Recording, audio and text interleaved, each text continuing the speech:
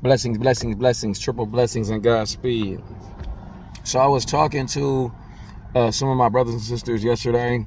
There's a big mega pastor, got a big old mantle, big coalition that he's behind him or whatever, and he's out here going to preach at one of the churches. And then we were just kind of talking. So everybody, like all the Christians out here, like banging the streets and stuff like that, and kind of inviting people and just trying to they up for it, which is a beautiful thing. And so I love my brothers and sisters that have all parts of the body. So I had a lot of people coming up to me yesterday and just kind of really like well, at first they were trying to just preach the gospel or whatever, and then talk about Jesus and all that stuff, and invite you to church. And then, but I was having a lot of deep conversations, because obviously, if y'all know me, y'all know what I do and what I'm tapped into and all that kind of stuff by the grace of God. So there are like a lot of the questions I was getting was just a lot of like, well, do you believe this, right? Or you still believe in the gospel? Or you're a Christian? Like all these different things. And I'm like, yeah. And I was just telling them, I was like, multiple things could be true. And I just feel like that's a maturation of the spirit to understand that multiple things can be true. I I was telling them, I was like, I'm at a space where a lot of things can be true at once, and that's a beautiful space to be in. It's all your stress levels, your nervous system starts to relax because it can comprehend multiple truths. So that's a beautiful gift of God. It's a grace of God. And so they're asking me about, like, what I think about Jesus. I'm like, well, I think about what you think about Jesus. And I also see Jesus as an ascended master, 12-dimensional avatar, which I've met from that perspective.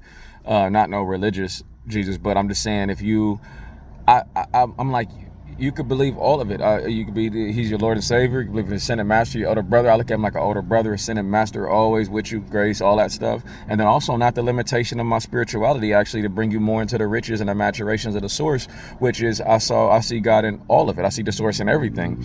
And I'm just endeared to Jesus because that's my teacher. That was my spiritual teacher that was hands-on with me to indoctrinate me in. And so I'm always having allegiance to Jesus, Yeshua, Isa, whatever names you want to use to represent that the 12th dimensional avatar, that Christ consciousness, being that Christ consciousness was in, that ascended master, right? That council of light being, which I'm of that lineage. So I don't know, like for me, they was just asking me those questions, and I was just like, yeah, but I was just want to tell my brothers and sisters, multiple things can be true. As you mature and deepen in your spirituality, you could talk to any being about the source in any way that it was presented to them, from any culture, any lineage, any religion, any worldview. You can see the spirit of the source in all of it if that fruit is there. And the fruit would be what the fruit of the nature of the source is, which is harmony, balance, unconditional love, grace, peace, patience, kindness, right? All these different things. The intention and inspiration for unity, oneness, right? Bliss, joy, right? These are the natures of the source. And that is if you feel that frequency or vibration, that's in any context that you're in. It doesn't matter, right? So I just wanted to say that because that was like the download that was for today, because I had a lot of talks at end with my brothers and sisters that was kind of talking about that. And I was just, and one thing I want to lead them with is like, let's say you did believe the gospel that Jesus Christ, but I was like, you don't have to harp on that once you know that and believe that. As far as when I say harp on, I mean that you have to stay there. Once you already believe that and know that, you already know that. And I'm not saying you don't have to go back to it, but that's not the limitation of your gift or your spirituality.